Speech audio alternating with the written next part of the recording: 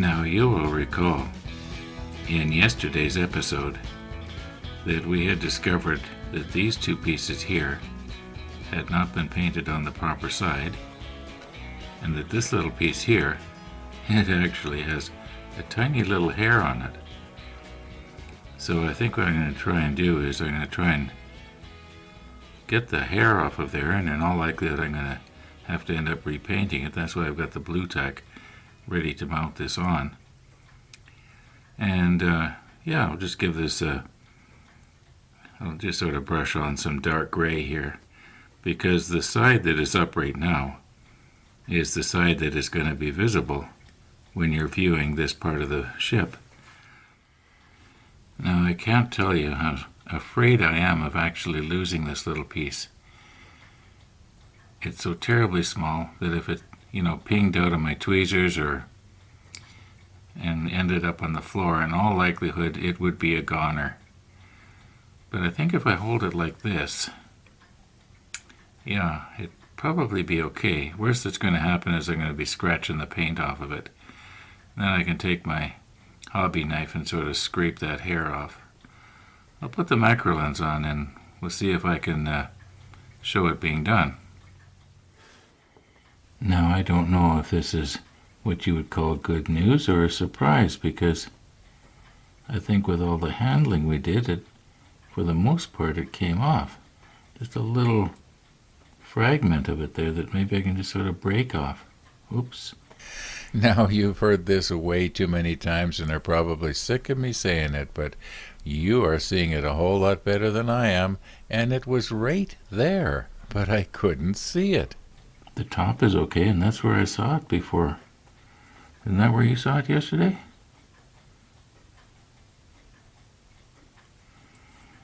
Let's take a different grasp here with the tweezers and take a look at this side here that the brush is touching. This isn't a big deal. I don't know why I'm making a big deal of it. Oh, I can sort of see something still there. See if I can just work it off here.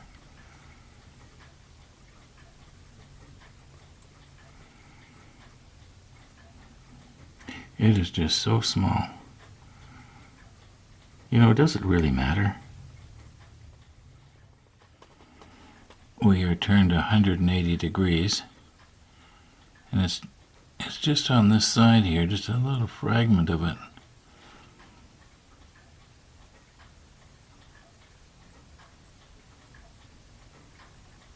I can kind of scrape it off with the bristles here. Then I might not have to do any repainting, because this was painted with the airbrush. There's just no way that, the regular brush is going to do as good a job as this. I do believe I've got it now. So let me check the monitor. Nope, still there. Okay.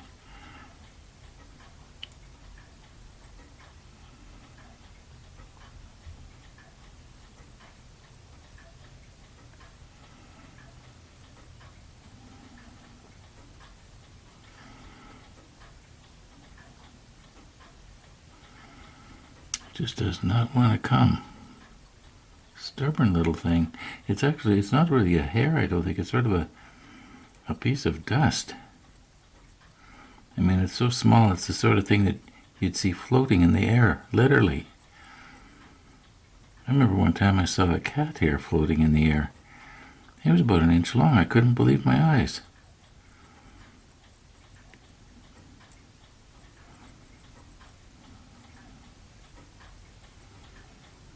Okay, pretty much got it now.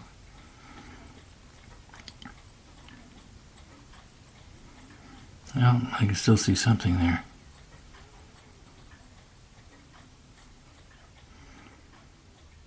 No, it's still there. Look at that. Well, let's take the model knife here. Guess I'm going to have to repaint.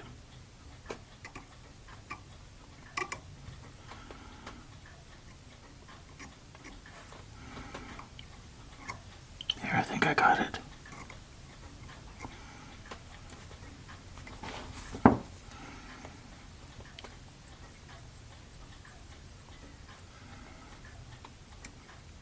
check the monitor. I'm not seeing it. Well, in the comments below, you can tell me if you actually still see it. I'm going to leave well enough alone here. Okay, forget about the comments. I got the super macro on, and you can still see it.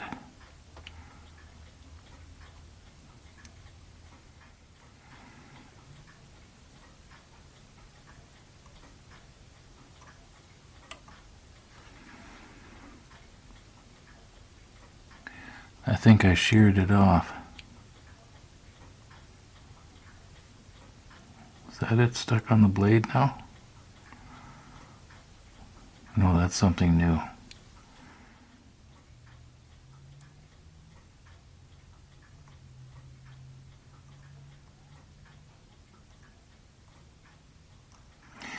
Is there no end to my eccentricness?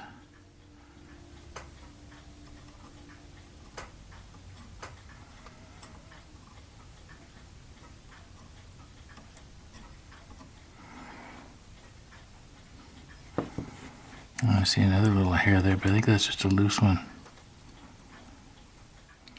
Well, we do have that line, that goes across the top. Oh my goodness, give it up, Ron.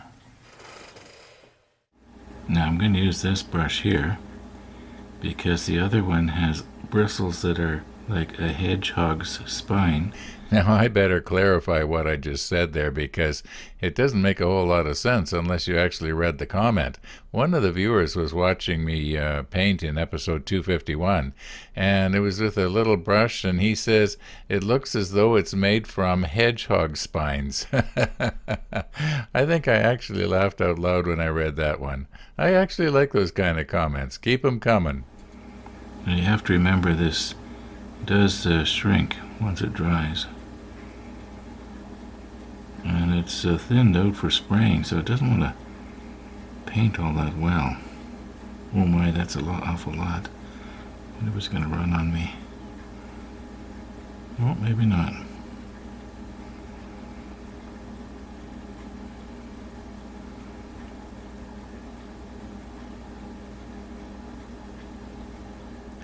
Now, some of you modelers who are really gifted in this, you're probably just cringing right now.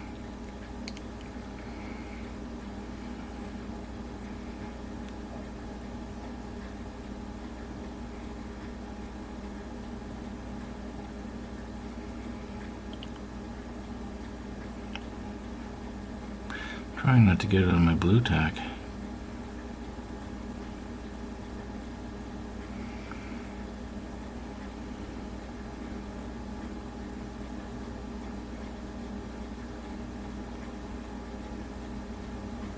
Okay, I think that's probably pretty good.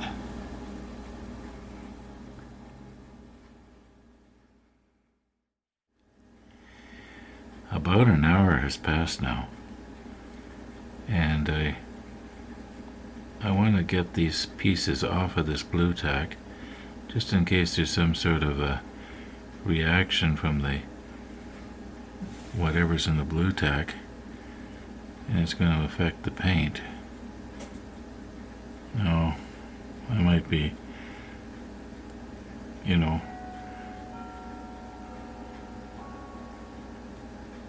worrying for nothing. Nothing seems to have stuck on there. Okay.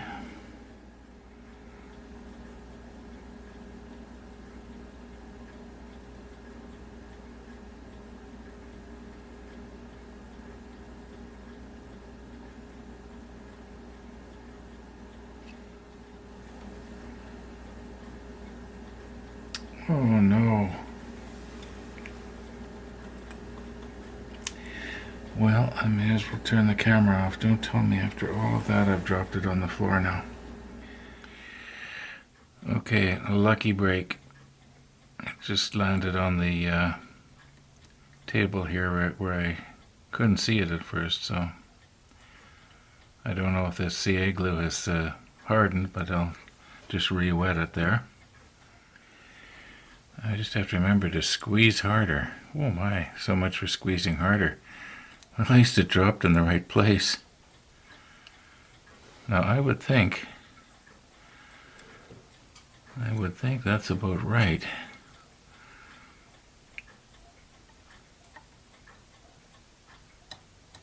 There we go.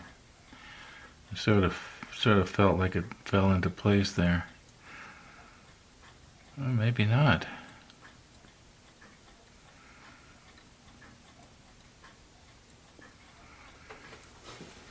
That doesn't look right, does it?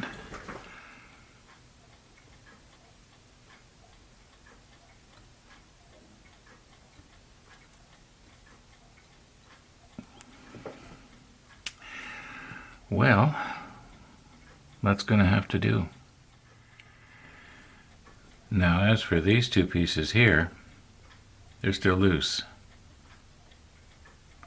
And I think that what I'm going to do is glue them from the bottom side. In other words, the side that is closest to you is the bottom, where people aren't going to see. The side that I'm touching right now, in other words, the other side from you, is the one that we just painted. And that's actually the top side. So I think if I was to angle this thing just a little bit and drop the glue, if I can, on the underside, because I'm afraid if I use the Tamiya extra thin process, the paint is going to dissolve, and in other words, the dark gray is going to run into the light gray, and it's going to really show up bad. So I'm going to see if I can't just reposition this thing somehow. Now I just want to try something with this piece here. I'm just wondering if maybe if I was to pick it up and put a little bit of CA glue in that hole and then set it back down. Is that a possibility? I kind of think it is.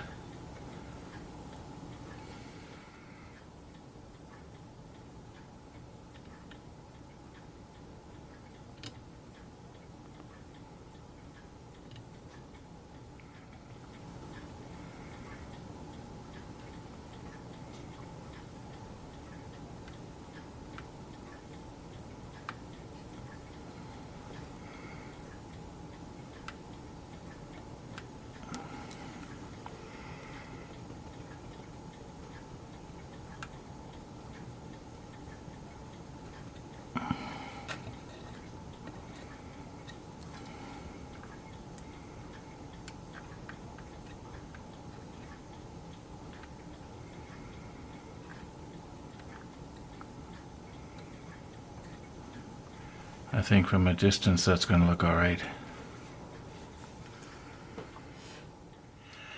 Now, would it be possible to do much the same thing here with this one?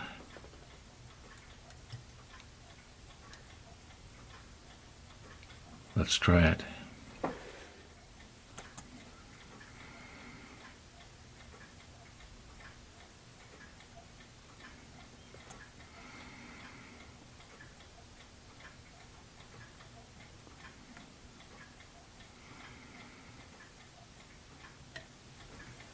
That's too much. Okay, now let's not drop it. Maybe I'll try and get this end in first.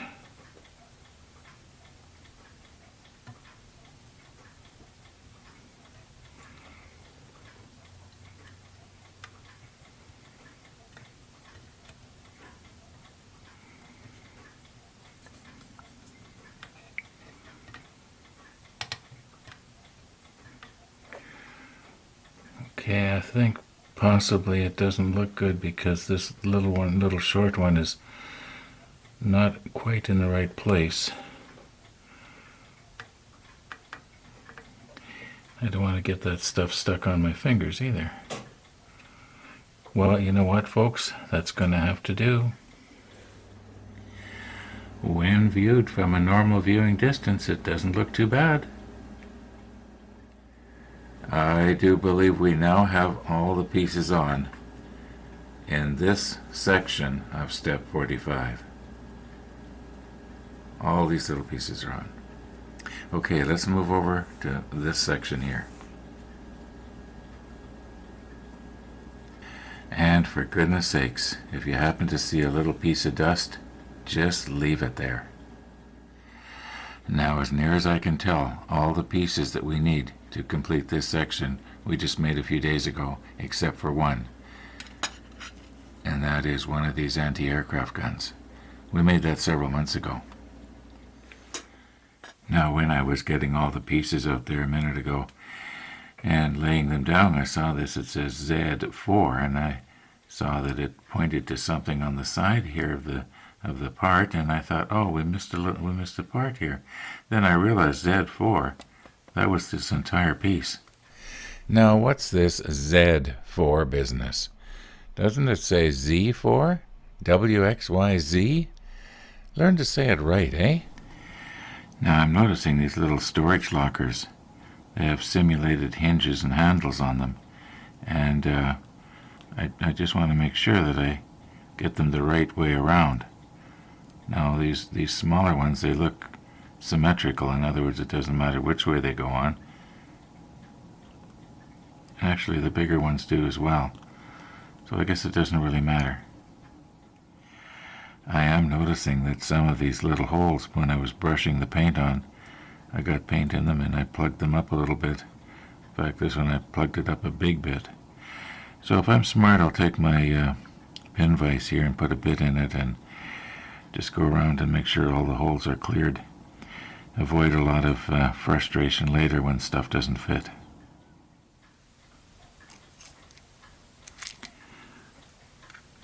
Too big.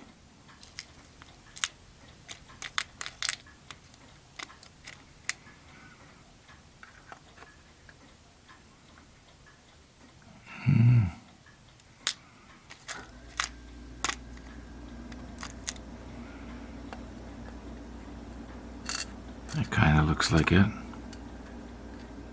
We'll try that one. Now, when I first got my Dremel tool, I thought it would work really good for something like this. And I found out that because its slowest speed is... Oh, that's not tight enough. Because its slowest speed is still so fast, it was melting the plastic. No, I don't know. Maybe this one's a little bit too big. Let's see how it looks once I get through. Yeah, it's probably... Oh, maybe not. I'd sooner it was just a little bit too big than a little bit too small, because the part is going to cover up the hole.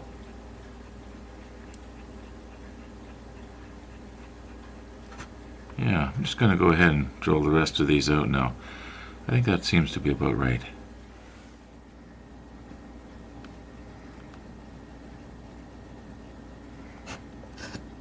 Now I am only re-drilling the holes where I had painted.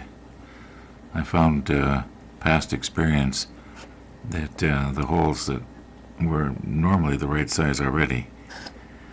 I think that's the last one. Now, when I was fastening little pieces like this onto the main deck a few months ago, I was putting the piece in place like that and then just allowing the extra thin to run underneath. But I'm wondering if maybe this time I'll try and put a little tiny bit of CA glue on the pegs and see if I can't just carefully drop it in place without smearing it around.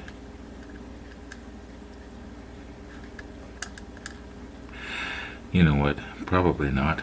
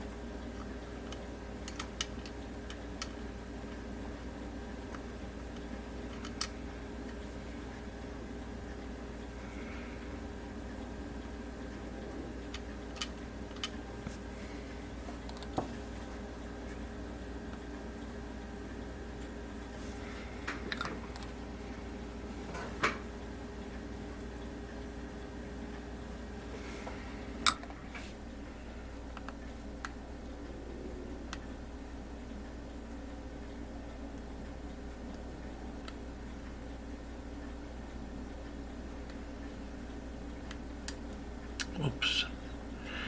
I am so glad I didn't try the CA glue thing. I'd have it all over the deck by now.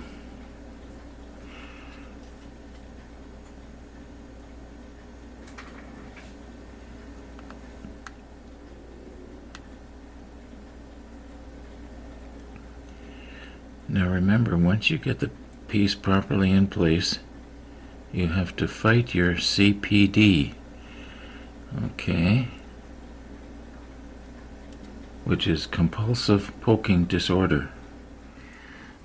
Now I realized that I had said that I wasn't going to poke, but somehow they don't look like they're sitting level on the deck. Maybe once the extra thin runs in there, it'll sort of dissolve the plastic. Oh, that was terrible. I hope that evaporates all right.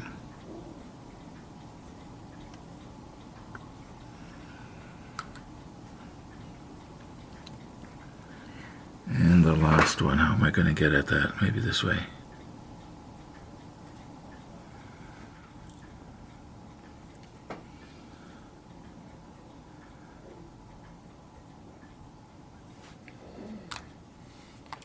Well, actually, I don't see anything happening different than it happened a few months ago when I was putting stuff on the main deck. Notice very carefully here, just push on the top, sort of rock it like this.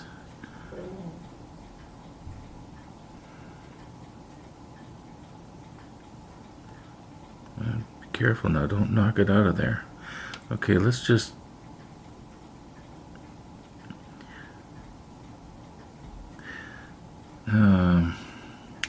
leave well enough alone. Okay, for this one I'm going to use a different pair of tweezers.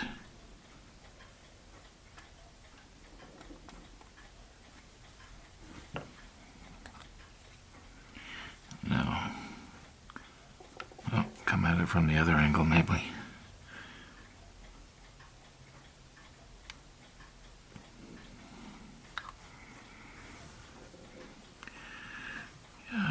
I'd like to get it on both sides, although probably one side would probably be enough. Now here's a perfect example of you can see it better than me. I hadn't noticed that it ran through to the other side, and I didn't need to put any extra on. Sorry if I'm blocking your vision there, but the needs of the model outweigh the needs of the few. Okay. Now this little box, it shows it in the manual that what appear to be little hinges here on the front, they must be latches because the manual wants it positioned this way, not the other way.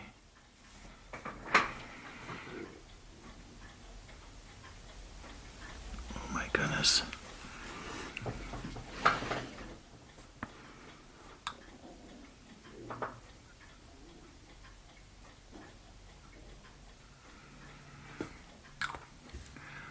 Okay, once again, I'll just try and work it down into the paint.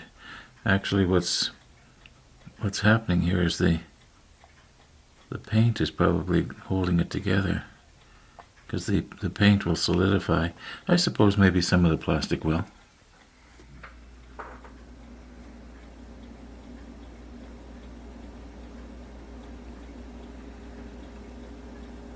Doesn't want to fit.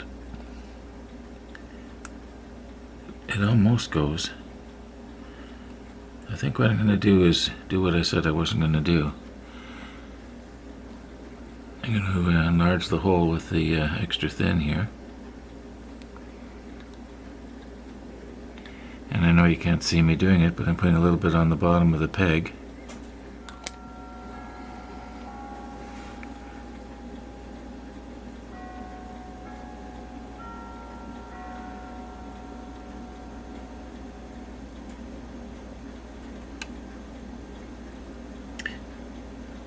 I can't let go of it.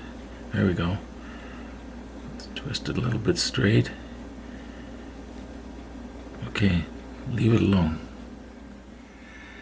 Okay, I've already done a dry run here to make sure it's going to fit all right.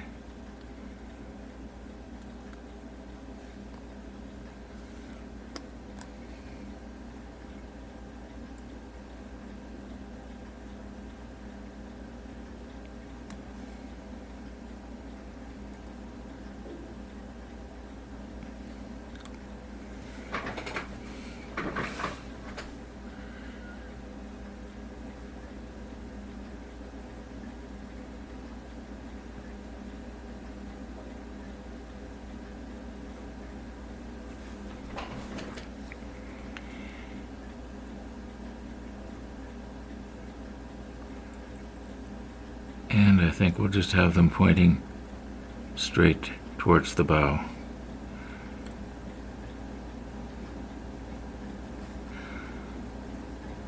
Well, not towards the bow, I guess towards the direction the ship is going, if it's going in a straight line. Now that finishes this section of step 45. And I was thinking that this section here is probably just a mirror image, but I'm noticing there's quite a few different pieces on it. Like this one here. Yeah, so we'll see what we can do here. All the pieces in this section right here that were a duplicate on this section here, in other words this side, I went ahead and I put them on. Now let's put on some stuff that's different, like the capstan. We did a lot of capstans before on the main deck, so this is going to be nothing new.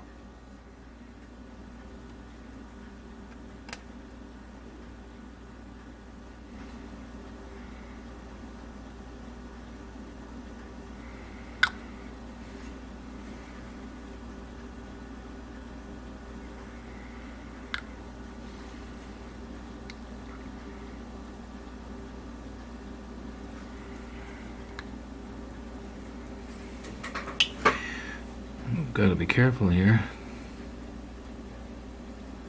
I didn't break it, but I caught my finger on one of the little gun barrels.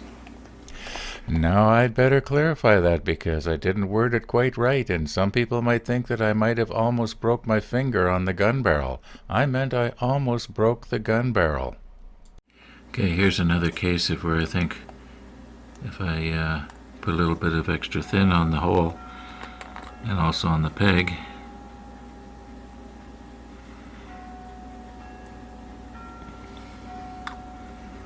it'll sort of melt into place, I think. There we go. Now, leave well enough alone. Now we only have 3 more pieces that have to go in this section. And yeah, one goes here, one goes there, and one goes right here. I think the easiest way is to tip this up on its end and just sort of lay them down on it. Let gravity do the work.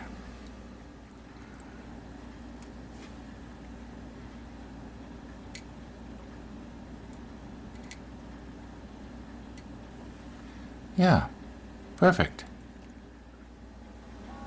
Now I don't know if this is going to work.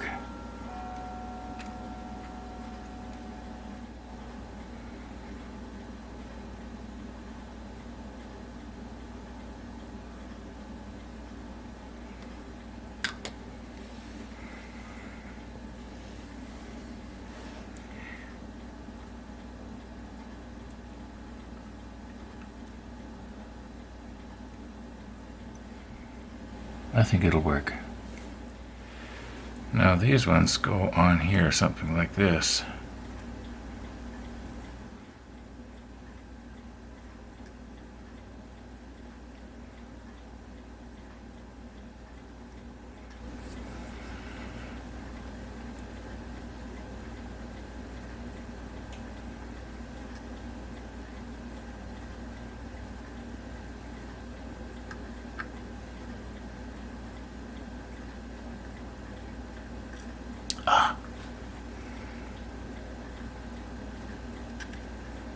Give you an idea of the size when you see my fingers, right? At least it didn't fall on the floor. There.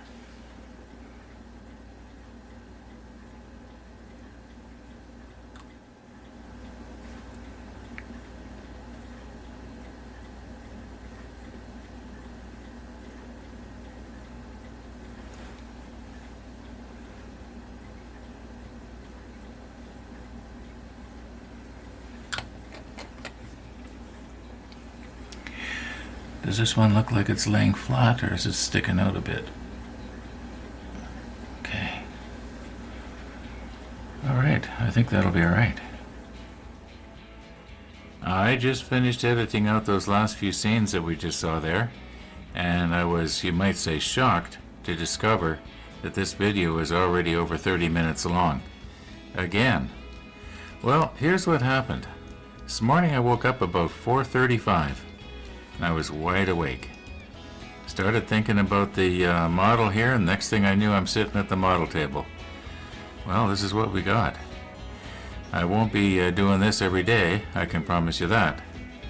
So that's a little bit of encouragement. Anyway, do you notice how much better this piece looks once it gets a bunch of little bit of detail on it? And when you're, further back from it and not right in top of it with a magnifying glass, it doesn't look too bad. Anyway, let's move this out of the way here. That is it for step 45. We have done everything now. I don't think we missed anything. So, step 46. And we're definitely going to have to leave this for tomorrow. Thanks for watching. And all being well, we'll see you tomorrow.